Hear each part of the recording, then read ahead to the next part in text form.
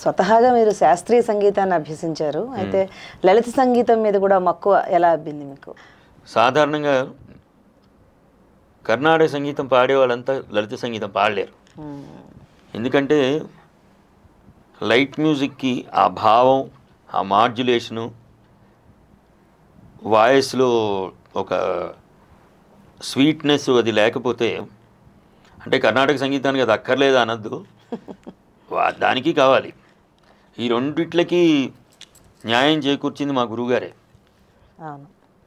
అందుకనే మా గురువుగారిని చాలామంది విమర్శిస్తూ ఉండేవారు, ఆ కీర్తనలన్నీ లైట్ మ్యూజిక్ లాగా పాడతాడు.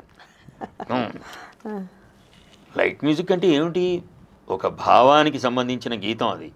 అది విరహ గీతం అవ్వచ్చు, హాస్య గీతం అవ్వచ్చు, ప్రణయ గీతం అవ్వచ్చు. భావానికి కొంచెం ప్రాధాన్యత. అలాగే క్లాసికల్ మ్యూజిక్ కూడా భావానికి తగ్గట్టే పాడాలి. ఇందాక నేను చెప్పినట్టు మనసులోని మా నన్ను బ్రో అని కొన్నిట్లకైతే చాలా నెగిటివ్ మీనింగ్స్ కూడా వస్తాయి వీళ్ళు పాడేవి. అలా వాటినన్నింటినీ జాగ్రత్తగా చేసి అద్భుతంగా పాడింది మా గురువుగారు. లైట్ మ్యూజిక్ అంటే అందులో ఉన్న భావం, మాడ్యులేషన్ నాకు చాలా ఇష్టం. తర్వాత సినిమా పాట, నా ఉద్దేశం ప్రకారం లలిత సంగీతం, సినిమా పాట రెండు వేరు కాదు. లలిత సంగీతం మామూలుగా మనం మైక్ ముందు నుంచుని పాడుతూ ఉంటాం. సినిమా పాటలో ఆ సన్నివేశానికి తగ్గట్టుగా భావగీతం రాసి ఆ హీరో హీరోయిన్ల మీద, లేకపోతే హీరో మీద, హీరోయిన్ మీద, ఒక హాస్య నటుడి మీద షూట్ చేస్తారు. అంతే తప్ప ఇన్స్ట్రుమెంట్స్ ఎక్కువ పెడతారు. రెండు లైట్ మ్యూజికే. సినిమా పాట ఎక్కువ మందికి రీచ్ అవ్వడానికి కారణం ఏమిటంటే అక్కడ పాడేవాళ్ళ ఆ గాత్రం, సౌందర్యం, తర్వాత కనిపించే హీరో హీరోయిన్ల అందం, ఇన్ని కలిసి సినిమా పాట చాలా హిట్ అయిపోయింది. అలా సినిమా పాట పాడేవాడు క్లాసికల్ పాడలేడు బాగా, క్లాసికల్ పాడేవాళ్ళు సినిమా పాట కూడా అంత చక్కగా పాడలేరు.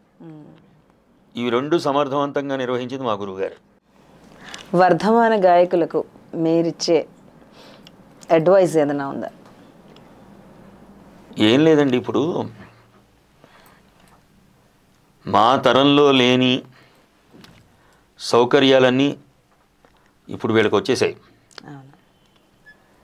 ఎన్ని రియాలిటీ షోస్, పోటీలు. ఎందుకు పాడుతా తీయగా ద్వారా చాలామంది పాపులర్ అయిపోయారు. కానీ నేను ఒకటే చెప్తా, పాపులారిటీ చివరిదాకా నిలబెట్టుకోవాలి. కొంతమంది ఏం చేస్తారంటే, వాళ్ళు చేయడం కాదు, తెలియక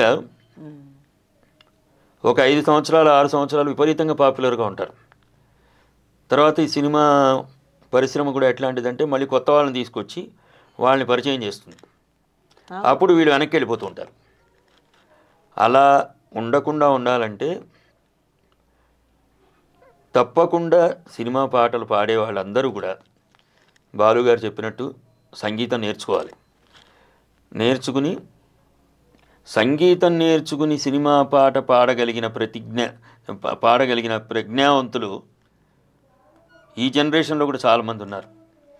నేను చెప్తున్నా కదా, మాకంటే టాలెంటెడ్ చాలామంది ఉన్నారు. వాళ్ళందరూ వాళ్ళ టాలెంట్ను ఉపయోగించుకుని ఏదైతే సంగీతానికి బేస్ ఉందో ఆ సంగీతాన్ని మర్చిపోకుండా దాన్ని కూడా సాధన చేస్తూ సినిమా పాటలు పాడితే సినిమా పాటలలో వాళ్ళు పాడిన పాటకి ఒక వైవిధ్యం కనిపిస్తుంది. తర్వాత కలకాలం నిలుస్తారని నా ఉద్దేశం. మా స్టూడియోకి వచ్చి మీ జ్ఞాపకాలు పంచుకున్నందుకు ఇండియా నెక్స్ట్ ఛానల్ ద్వారా అనేక ధన్యవాదాలు గురుగారు. నేను ఇంకో విషయం చెప్తా. చెప్పండి.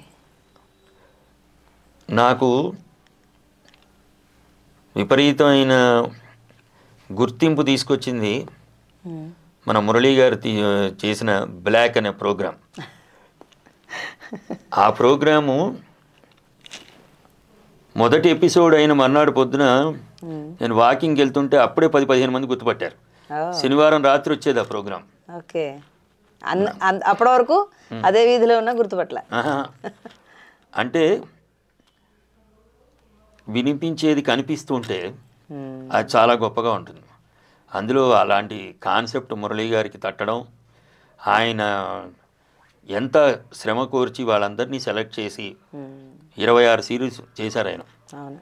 ప్రధాన జడ్జిగా నన్నే పెట్టి ఒక నాకు మంచి గుర్తింపు వచ్చేటట్టు చేశారు. అలాంటి షోలో పాల్గొన్నందుకు కూడా నాకు చాలా గర్వంగా ఉంటుంది.